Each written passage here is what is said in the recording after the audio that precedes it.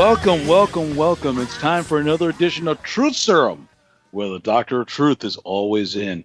I'm your host, Gerald Harrison, giving you an injecting of truth in this sea of political correctness. With me today I have a guest host. Her name is Valerie Santiago. Say hello to the people, Valerie. Hello to the people, Valerie. Oh, absolutely love it. George Burns would have been proud. And the producer extraordinaire that I always have with me, Taylor Millard. Go ahead and say hi to the people, Taylor. How's it going, folks? Off air, Valerie and I were sharing Dallas traffic horror stories. I'm having PTSD flashbacks. PTSD. Speaking of which, ooh, segue alert. Yeah, exactly. You know how it's kind of interesting regarding the VA situation and how we're finally finding the truth of what has gone on with those that we put in our country's uniform and then send them into harm's way, and for payment we cut their benefits. We don't give them the rehabilitation that they need. We basically toss them on the scrap heap of life and say, thanks a lot, guys. Really appreciate it. See you later. What are your thoughts? What are your thoughts on that, Valerie? Interesting is not the word. Interesting is not even the word. I think it's shameful to do that to the people who go on the front lines for freedom every day. And I think it's unfortunately a very ugly glimpse of what happens when the government handles healthcare. So I think we're getting an ugly glimpse of what it's going to be for all of us if O-Care continues. Yes, if Obamacare does continue, this is kind of like what we're seeing. Because remember, any veteran will tell you, when they take that oath, that take the oath to swear for the Constitution, foreign and domestic, they are told very clearly that they are considered property of the United States government. Mm-hmm. And this is what they do to their own property. Imagine what they'll do to the citizenry. What are your thoughts? I come from, you treat your things nice, Absolutely. When you have property. Absolutely. You always take care of that which you cherish. Yeah. What's your thoughts on that, Taylor? I think that one of the things that we run into that we actually have to remember is, hey, the funding has increased for the VA recently. They've been giving more money to the VA, yet healthcare is getting worse for soldiers. And right there, that should say something. Mm-hmm. So that brings up the question: where's the money going? Well, I mean, I'm sorry. Is he the former secretary of the VA? Shinseki, yes. Yeah, yeah. What is it? Shinseki. Shinseki, Dos Equis, whatever. Shecky Green. It's kind of interesting how that's how he could be in charge of such a behemoth organization as the Veterans Administration and not know where the money went. I don't know. Maybe it's just me. Does he kind of remind you of Leland Yee? And a little bit of Lois Lerner. Yeah, a little bit of Leland Yee. I mean, which, by the way, we had our midterm elections in the state of California, and of all the people that you'd never thought, for Secretary of State, Leland Yee was still on the ballot. Mercy. Still on the ballot, because when the scandal broke, there was no way to take him off. I understand that. But with all the coverage, all the national coverage, and possible international coverage of what Leland Yee was reportedly doing and what he said to undercover ATF agents or undercover FBI agents, he was still able to manage 320,000 votes, which placed him, watch this, in third place. Now, was that gained on name recognition, or was that people that supported his position on things or his role in things? Quite honestly, Valerie, the thing that boggles my mind is the fact that you can go out here and be indicted on multiple felonies, have those felonies broadcasted all over the country, be still put on the ballot, and people will still vote for you. What does that say about our nation? Well, that's why I asked. I mean, you can be. I mean, this is the kind of stuff where Vito Corleone would love. That's why I asked the question: was it purely name recognition? Was it just people that were just, there brain dead voters, or was this people that consciously voted for this guy because they liked him? A combination of all of that. Quite honestly, a lot of people voted for him. I know I would willing to bet you, at the risk of sounding racist, and I really don't give a rip, there was a lot of people in the Asian community that voted for him because he was Asian. You don't like it? Tough. Sue me. Yeah, it happens. It's a fact. It's a fact of nature. Secondly, you have a lot of people that voted for him because he's a liberal Democrat, and no other reason. Thirdly, yes, you have people that voted for him because they recognize the name. Fourthly, you have people that would have voted for him because he is such a staunch opponent of gun control. Even though the very thing that he's against, he got indicted for.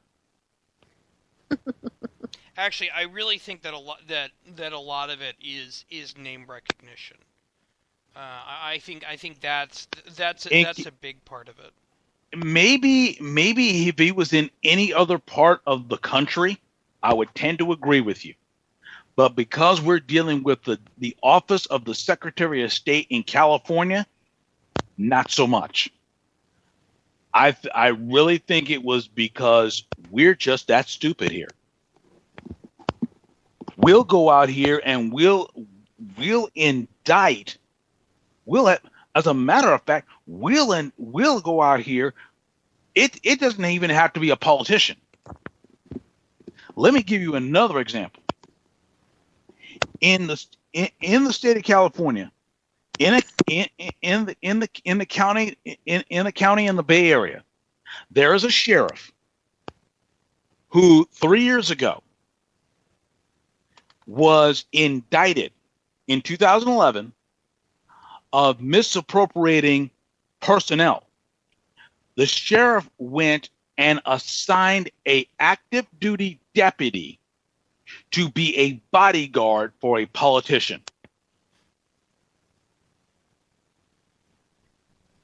Do you know that same sheriff was up for re-election last Tuesday and won?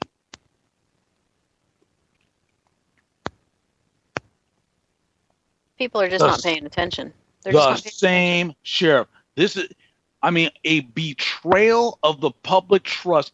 This stuff is not even on the down low. This stuff is not even secret. This stuff is blatant. But here's the caveat to that.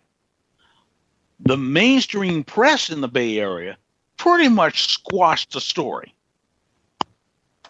You can't pick it. You go to Google, Yahoo, you can't hardly find anything about it. They squashed the story. Basically, just killed it.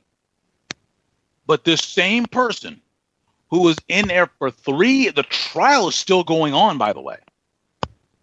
It's still going on. After 3 years. The person ran for re-election. And here you want to hear a bit of irony. Here's a bit of irony for it. for it. It kind of tells you exactly where they're at. The rank and file, the guys who put on the uniform, put on the badge, put on the gun, put their lives on the line every day. Those people sided with the incumbent sheriff's opponent. The politicians, all of the politicians, and when I say all, I'm talking about mayors, I'm talking about congressmen, not state, U.S. congressmen, state, U.S. senators endorsed the incumbent. So you have the political machine endorsing the incumbent while the rank and file is endorsing the opponent. A clear case of cronyism if I've ever seen it. Absolutely. But you said something a minute ago that really kind of made my hair stand up on my arms. Somebody can be on trial, and still run for office. Yes. What's wrong with that picture? No, they win. That's what's wrong with the picture. But the fact that they could even be on the ballot while they're on trial for you can understand if it's so close that it's cost prohibitive to take out all the ballots and remail them. Remember, we're talking about 58 counties of a state. And the charges were filed, 90 days ago? That's going to be kind of hard to reproduce all those ballots. So I can understand that. But when this sheriff, who's been on trial for 3 years, can still run for office and win, that says more than even Leland Yee. But they could have disqualified her. Exactly. Not counted those votes. The registrar did not. Isn't there something to be said, though, about innocent until proven guilty? Yes, but while they're trying to prove you guilty, should you be running and winning office? Exactly. How can you go out here and actually, Taylor, you bring up an excellent point that yes, people should be innocent until proven guilty. However, when you are in the middle of some type of litigation that revolves around criminal charges, the most ethical thing you should do is to be able to step down and remove yourself away out of the race. If you're not doing that, A, there's a problem with you. B, there's a problem with the voter, and C, there's a problem with the government or the registrar of voters who is overseeing this. That's a huge disconnect that we're having right here in California, and that's just two of many examples. No, you're absolutely right. Especially since the charges were directly involved with inappropriate behavior in that office. Yes, I just can't see where this person was not disqualified. Yeah, exactly. Even if they couldn't take the name off the ballots, they should have said, "Well, this candidate's disqualified." Exactly, but it was never done that way.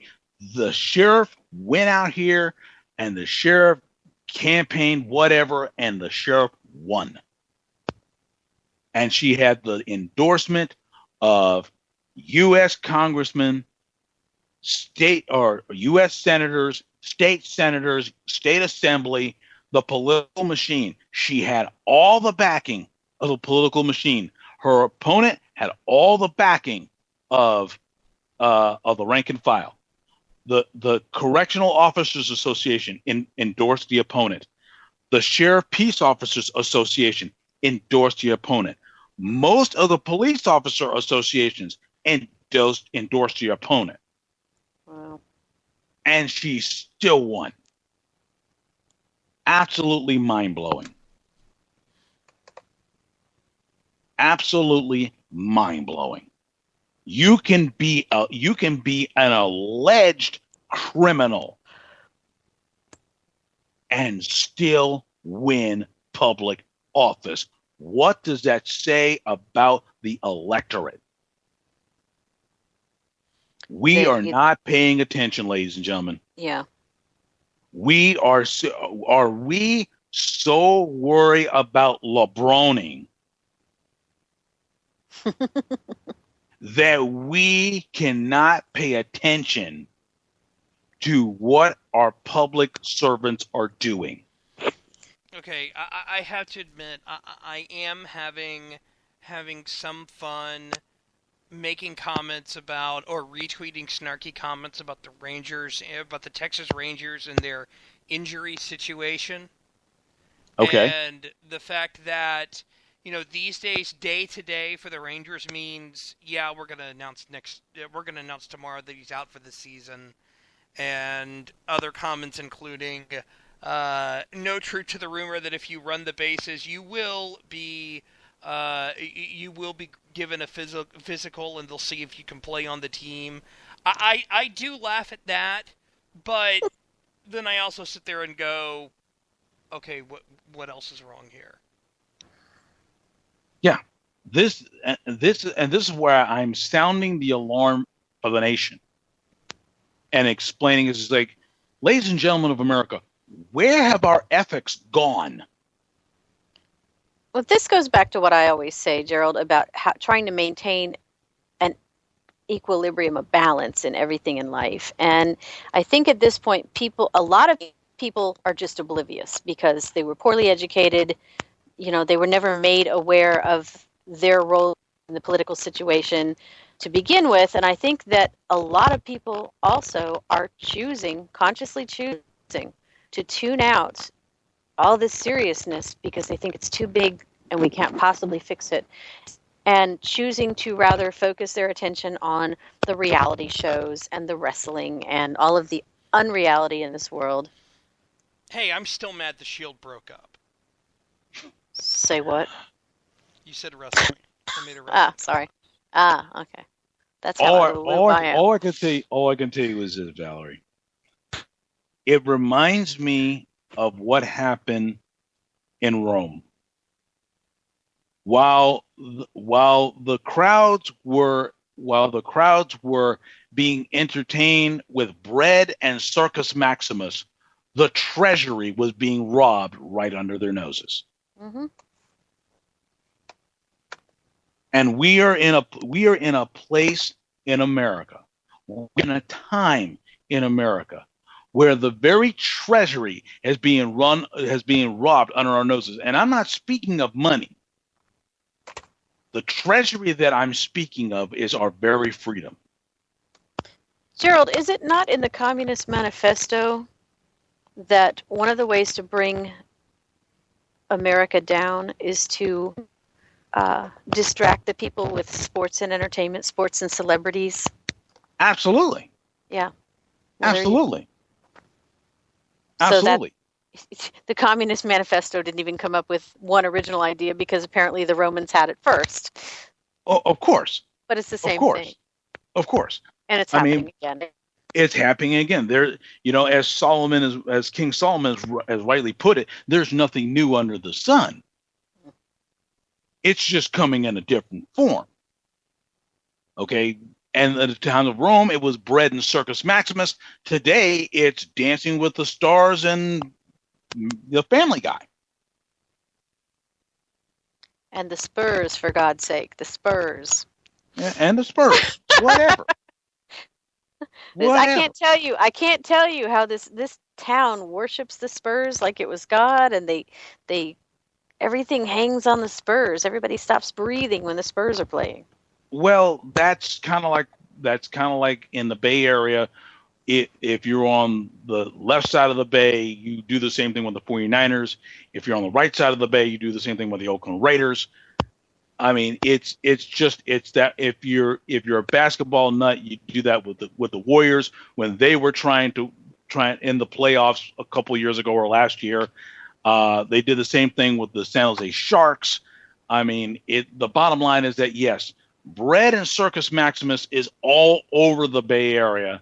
And we have no clue that our freedoms are being robbed from us. I mean, and not just robbed from us. These people are not even sneaking up the cover of night. They're coming in broad daylight, and they're just taking them right in front of us. It reminds me of the old tablecloth trick where they'd yank the tablecloth out from under the dishes and the wine glasses, and everything would stay in place. Like the wine glass never knew what happened, you know? Yes. Yes. It's not even sleight of hand. It's right there in front of your face. And this is where we're going, ladies and gentlemen. We're going into a place where if you thought it would never happen to America, ladies and gentlemen, I got bad news for you. It's not only going to happen, it's happening. I was going to say I don't think there's any going about it. I think we're already there. We're in it. We are in it. People need to start waking up and recognizing it. We need to start recognizing it. I mean, some of the very things now, even Obama himself has gone completely off the reservation, like he's never ever been there anyway, but has gone completely off and is now not saying our government. He's making statements to Brian Williams that it was my government. Lord. Those are words of a tyrant. And we're still thinking about American Idol. That show's well, still and I'm sorry? that show's still on? To the best of my knowledge, yes.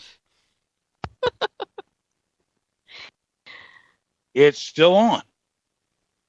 And even if it wasn't on, you can fill in the blank with whatever. You know, How I Met My Mother or Bones or whatever. It's still bread and circus. Yeah. All you're doing is filling in the blank with a different name.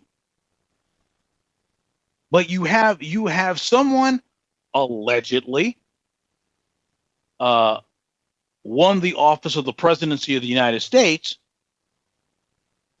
and has said, my government needs to act fast. Excuse me. And you know the left is going to come in and say, oh, he meant my administration.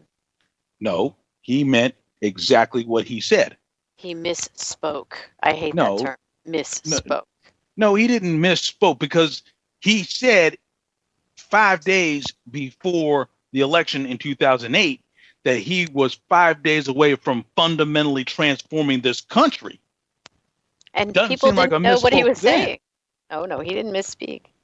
Everybody knew it. The thing you have to understand about those that seek to do you harm, they will, if they are truly bent on doing you harm, they will tell you exactly what you're going to do. Your problem is you don't believe them. Yeah. And that has been the problem with the American public at large for the last 5 years. We did not believe that Obama was bold enough, brash enough, / stupid enough to do exactly what he said he was going to do. You know, I think for the most part, a lot of the electorate didn't really even understand what he meant when he said that. I think a lot of them did. Except the ones who did were quieted and squelched by the ones who didn't.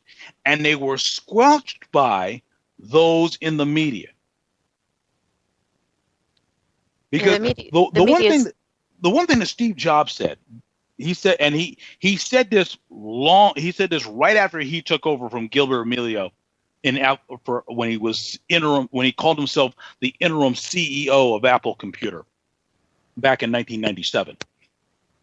The one thing that Steve Jobs said was, content is king. He understood devices doesn't matter. Mm-hmm. Content is king. Control the content, control the opinion. And that's why he went out here and he did all the I stuff. You know, he did the Yeah. iPhone, the iMac, and the iPad, and all this I stuff, and they communicated with each other so that the content that is being delivered on their platform that he had a lock on. You know, actually, what you're saying makes a lot of sense in terms of just from the perspective of a therapist. It is a psychological tactic because we talk about content versus process in therapy. Okay. And they always say, you know, if you're not getting anywhere with working on the process, go for the content or vice versa. And what you're basically saying is that while they have people focused on the content, which is basically whatever the media is telling them, whatever the movies and TV are telling them, then they're in the background manipulating the process. That's right. So while we're sitting up here dealing with Family Guy and American Idol and The Voice and Dancing with the Stars, what do you think our leaders are doing? They're basically shipping off our jobs. They're robbing the treasury blind. They are crashing the economy. They are basically bankrupting this nation and making it its oligarchical slave. This is Truth Serum, ladies and gentlemen. If you can't say amen, you're going to say ouch by the time it's over.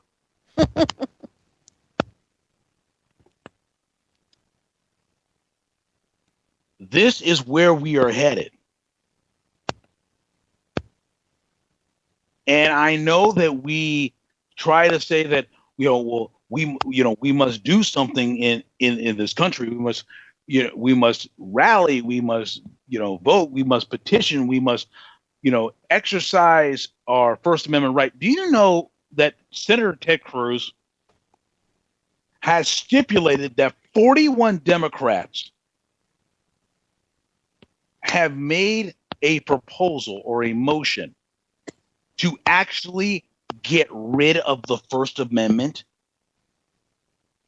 He's on video saying this.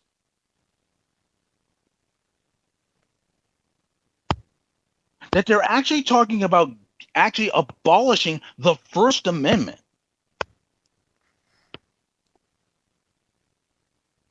By what process?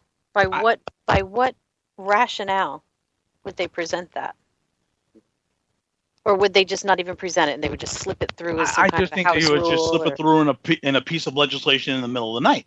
I mean, remember, Dianne Feinstein talks about legitimate press or only those who have legitimate credentials should be considered members of the press. So those of us... Legitimate being those who tote our line. Well, those that worship them. Mm-hmm. So those of us who have internet radio talk show or blog talk radio talk shows or what have you, any type of internet newspaper such as Independent Journal Review, they're not considered, quote, legitimate news outlets or media outlets. Our founders made it clear that nothing that Congress can do should abridge the freedom of speech, press, assembly, religion, and the redressing of grievances to our government. Nothing.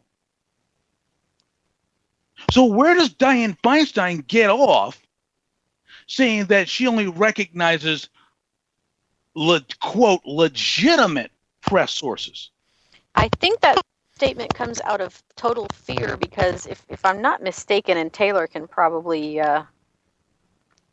make me clear on this, that more people are getting their news from internet sources like these talk shows and IJR and alternate news sources that aren't, the mainstream 3 networks or whatever. Well, what do you say to that, Taylor? Do you believe that what Valerie said is true, or is it a little far-fetched? No, I think that as everything moves to a more internet society, that's what you're seeing. I will explain more of what Ted Cruz was talking about. Okay, please do. What he's talking about is Senate Resolution SJ Resolution 19. It was actually introduced in the Senate in last June, believe it or not. So it's been in a committee for over a year. And what it says is it proposes an amendment to the Constitution of the U.S. relating to contributions and expenditures intended to affect elections. Basically what this is these are people who are trying to get Citizens United overturned. Okay. What it says is resolved by the Senate and the House of Representatives of the U.S. Congress that the following article is proposed as an amendment to the Constitution of the U.S. Section 1, to advance the fundamental principle of political equality for all and to protect the integrity of the legislative and electoral processes, Congress shall have the power to regulate the raising and spending of money and in-kind equivalents with respect to federal elections, including through setting the limits on the amount of contributions to candidates for nomination for election to or for election to federal office, and 2, the amount of funds that may be spent in support of or in opposition to such candidates. Basically, this is totally trying to overthrow Citizens United. Well, here's the problem with that.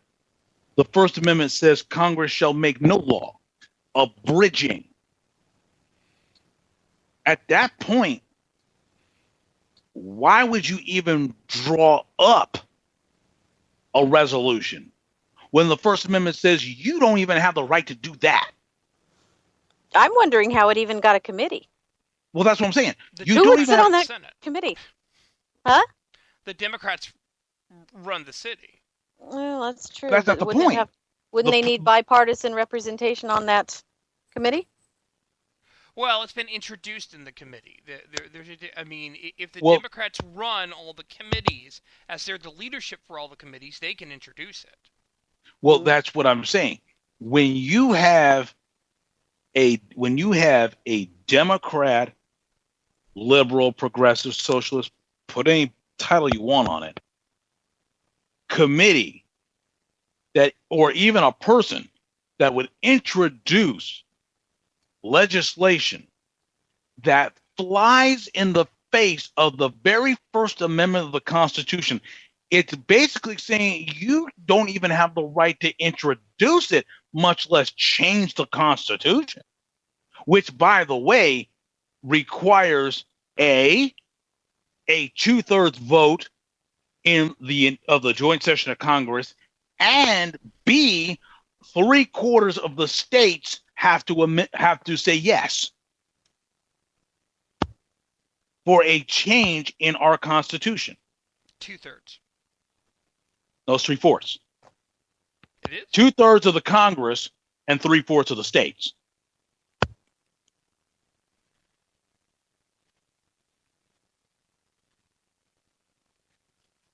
I hear fact checking going on. Yeah, I have my pocket Constitution out. Okay, then I stand corrected. No, I haven't looked at it. I'm trying to find it.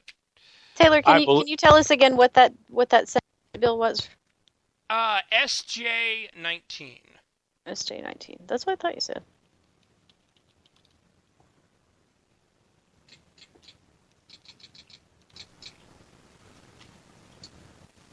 But even so, regardless of what it would take to change it, they don't even have the right to introduce it. No, they don't. You're right. By the way, it is 3/4 of the states. They don't even have the right to introduce it. That's a problem. When you raised your right hand, you said, I will uphold and defend the Constitution of the United States. That was part of your oath.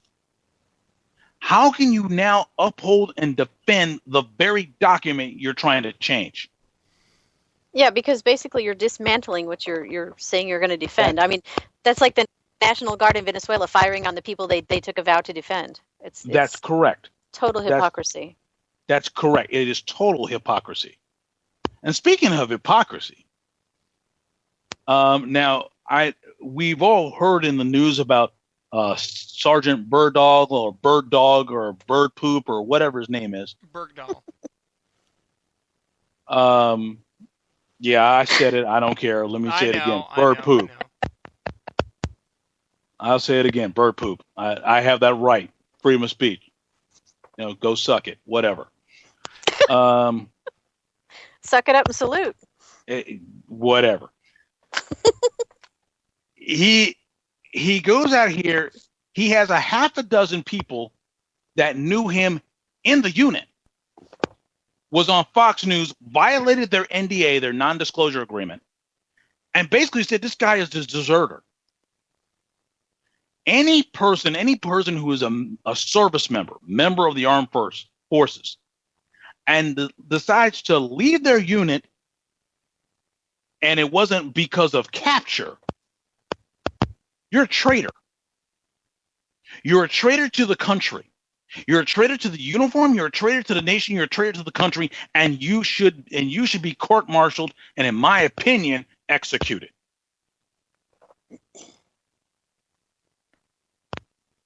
Because what you have done has reached that level of capital punishment. You don't have the right to put on the uniform, then criticize the uniform that you put on with the action of deserting the very people you swore to uphold, defend, and protect. But Gerald, Susan Rice said that just by putting that uniform on, that was honorable service. Susan Rice also lied about Benghazi too. Thank you. So I trust Susan Rice about half the distance I can throw her. But when the administration has her up there end running for this situation, the administration's got something to hide. Well, of course they have something to hide, but and it's kind of interesting that you brought that up. I mean, just to kind of hit this and move on.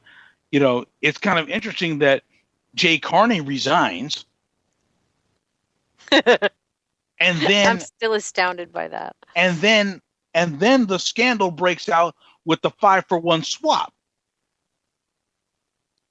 I mean, I think that's just absolutely incredible. I mean, I think the only person, I think Obama himself is probably the only person that's lied more than Jay Carney. And Carney's probably thrilled that story broke, because now the focus is off Carney. Exactly. I would like to point out that we are forgetting a scandal that is also going on. Go ahead. That the Obama administration would probably like everybody to forget. The VA? The VA. Oh, yeah. Yes. Oh, yes. But now with the Bergdahl scandal plus the VA scandal, they've got two scandals now that have bipartisan opposition and people speaking out on both sides. So, in a way, it's a good thing. Benghazi. Yeah. That's still going on. And that's the one thing he wants to. He wished Benghazi never happened, because we're at a point, ladies and gentlemen, that it's for we sit there and we point our finger at the government and we say you, when the reality is, what about us? We're at a point where we have someone who sits in the Oval Office who, by all normal accounts, should have been tried and convicted of treason at least a half a dozen times over. And he's still there. And not only is he still there, he just sent the message to the entire terrorist world that one American life is worth 5 top official lives over there. So now they've got the message that they've got us. They've got us over a barrel. Well, you don't even have to go halfway around the world. What about the poor Marine in Mexico? The very the, I, why can't the border patrol just walk on over? I mean, everybody else walks on over the other side. Just saying.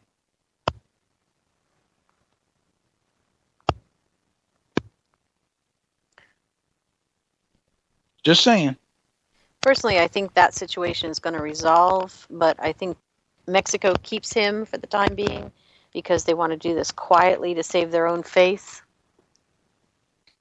It's an entirely different situation. I don't know. I think because they have emboldened the jihadists halfway around the world, it may embolden Mexico as well. I don't know. I think they're really two entirely different situations. I don't think so. I think on both ends it shows weakness to the person you're dealing with. Oh, it certainly shows weakness, and I think that this administration's foreign policy has never shown anything but weakness. You know, he started off on the foot of the apology tour. Right, but remember, most people don't remember. Most people do not vacation in the Middle East. Right. Where do they go? Acapulco. Thank Cancun. you. Yeah. I go to the hill country of Texas. Well, okay. Well, Taylor's the smart one of the group. Okay, but they go where? Acapulco, Cabo. They take cruises down there. Yeah. Exactly. Yeah. What's to say that somebody doesn't go out here and hijack a Carnival ship in the Mexican Riviera? Right. Instead of one American prisoner you got a couple hundred. Now what are you going to do? Surrounded by water, which is a great scenario for them. You know. Yeah. Now what are you going to do? You just captured a foreign cruise line because Carnival's not registered in the United States. It's a foreign cruise line. You captured that in Mexican waters with a couple hundred people minimum on board that are American citizens. Every one of whose lives is worth 5 top officials of Al Qaeda. Yeah. Yeah. Because that's the message they've been given. They've been totally emboldened. Totally emboldened. And who's to say that the pirates that would capture the ship are Mexican nationals? They can very well be Al Qaeda coming through Mexico and doing exactly that. Now, what do you have? Now, what kind of a problem do you have? Are you still going to go up here and give up more people in Guantanamo? Is this your solution to closing the base? I believe that's part of it. I think that this was supposed to be one of his legacy promises, was to close that base. So we're going to do that by emptying it out. Apparently. That seems to be the deal. What do you think on that, Taylor? I think that he's trying to get Guantanamo empty, and it doesn't matter. It doesn't matter how dangerous the guys are. I mean, they're talking about releasing someone because he started doing yoga. I wish I were joking. I'm not joking. At the same time, I think that if you have, this is just my opinion here, is that if you do have someone who has been cleared because, okay, the evidence we thought we had really wasn't there, you know, he was caught up in something that he didn't know, he was forced into joining. Not these 5 guys. Not these 5 guys. Right. I think that if you have someone who was taken into custody for, you know, a mistake was made. All right, we'll blanket and say a mistake was made. He shouldn't have been taken in custody, and he was taken in custody. I have no problem with releasing him. At the same time, my kind of curiosity is, why is it taking so long to do trials for these people? if you're in a prison, don't you have to have a military trial of some point if you're considered an enemy combatant? Yes, you should be having a war tribunal. Yes, you should. So I'm a little curious. I am curious as to why it's taken so long for that to happen. Apparently they've been having them, but these people have actually taken advantage of how nice we are in terms of allowing them to have rights and respecting their culture and all of this, that they've actually gotten computers in their cells, and they've learned how to work the system and how to hold trials up, and it's the same kind of stuff that people on death row drag the system out for years. Yeah, but the difference is that those on death row are American citizens. Yeah. No, Okay. I'm saying that these guys are actually getting access to computers and lawyers, and they're learning how they can drag this out and not get tried. They're going to hold the trial up for this or that reason, and not get tried and found guilty for things that they know they've done. Which kind of brings up the point of what Taylor was saying is these guys have been languishing in Guantanamo Bay for 2-3 years, 2-3, even 4 years, probably even some of them going back to even the Bush administration. Mm-hmm. My question is, why aren't they fish food by now? And if they have been cleared for, I'm sorry. And if they have been cleared for whatever reason, why haven't they been let go? Wasn't there a better way to get Bergdahl out by saying, okay, instead of these 5 guys, how about we release these guys who, something, it turns out they didn't do anything wrong. Why don't we do that? Because I think those guys, the guys that turns out they didn't do anything wrong, were exchanged in other deals, because there have been other deals that just haven't been this high profile, where they've let a couple of hundred guys go.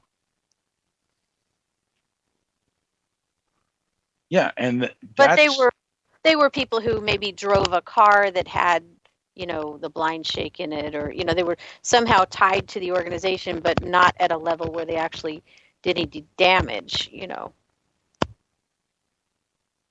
Yeah. Okay. Yeah, they were on the periphery. They weren't the main people that we were looking for. Yeah, they were tending their camels while they were in the tent doing the meeting to bring down whatever.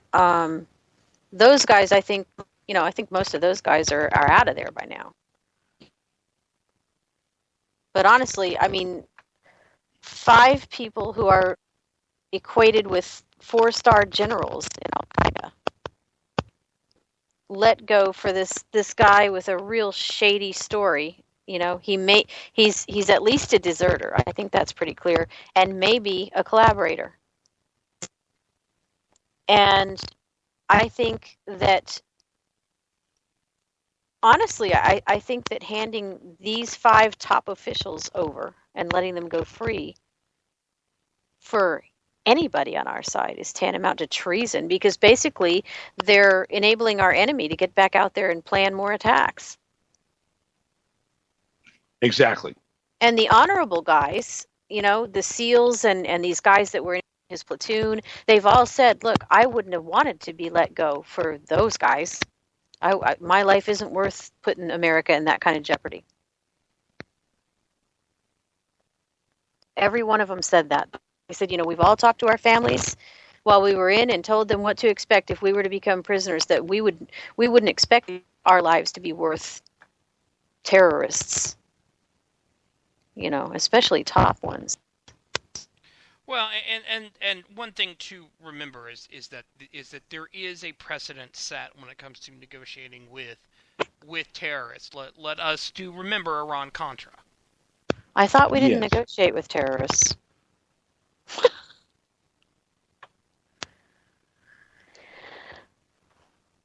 Iran-Contra. Mm-hmm. Yeah.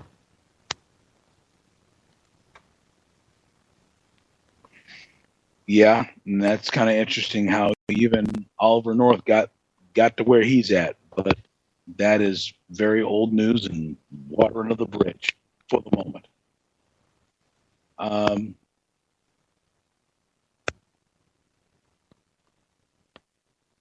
I just really thought that this would be it. This has just been a really interesting week of news, because, like I said, this is something that the Treasury of the United States is not our T-bills, which they don't mean much anyway, but that's a whole nother subject. Right. The Treasury that I mean of is our freedom. And we are truly letting this slip by, ladies and gentlemen. And if you don't think for 1 second that we are entering into a police state, you are sadly mistaken. It's something that we really need to think about. Where have we let this country go to?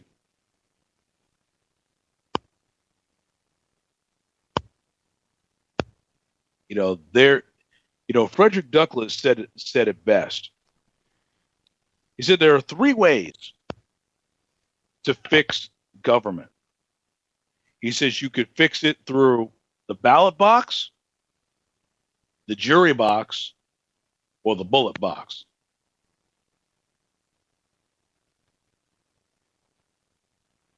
And I hope I'm wrong, but the way I see it is this.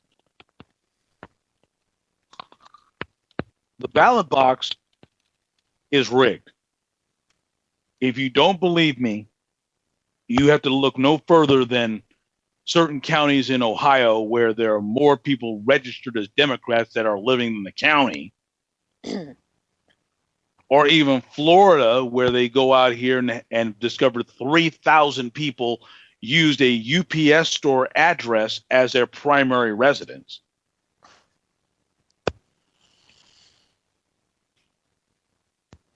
The jury box is corrupted, and you can pretty much see that where you have those who are, well, let's just take, for example, like the George Zimmerman case.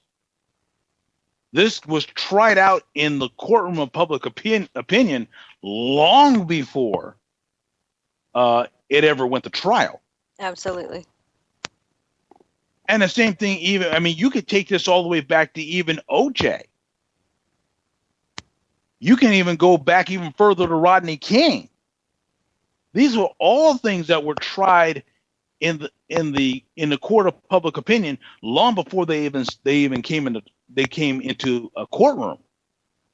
And we made our decision on this for or against. And according to our Constitution, we're supposed to have what? A jury of our peers.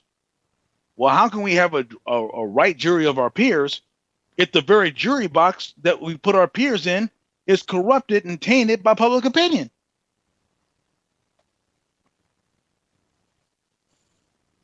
So you have a rigged election system, and you have a corrupt or compromised jury box. Ladies and gentlemen, that only leaves one other option.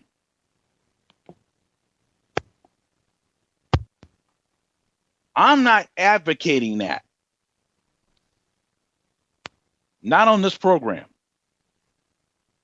But I am going to say that unless something is done soon, it is a very grim reality that we face here in America. What say you, Taylor? I think that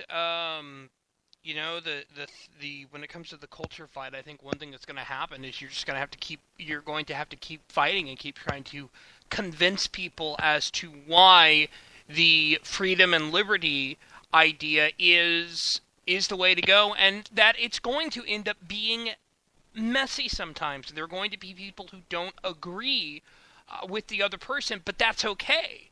I think that's an important thing that needs to be discussed and needs to be talked about, and people on both sides need to realize. So it's a battle for hearts and minds. It always has been. And as they say, come to the dark side, we have cookies. They don't play fair. They give out free stuff. They give out cookies, you know. It's the deserve mentality. You deserve this. Yeah. You deserve a home. You deserve a chicken in every pot, a roof over every head. The entitlement crowd. Exactly. You hit the nail on the head. It is an entitlement crowd, but the thing about it is, where does that leave us as a nation? I mean, of course, this didn't just happen overnight. This happened over a period of way over 50 years. Oh, decades. Decades. But the question you have to ask yourself is, now that we're here, two things. Number one, what do we do to reverse that tide? And number two, can you look your grandchildren in the face and say, this is the inheritance that I gave you. I hope you enjoy it. Because a good man leaves an inheritance for his children's children.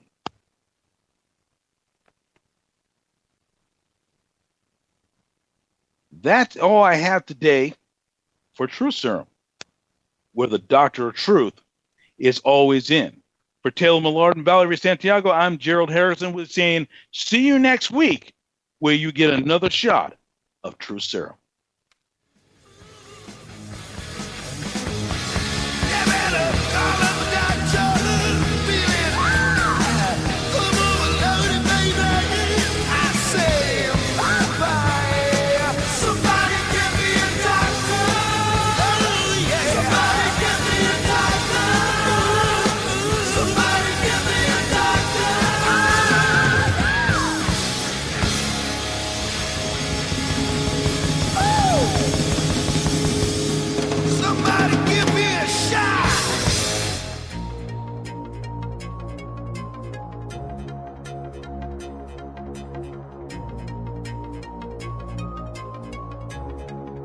This show is copyright by VLR Media.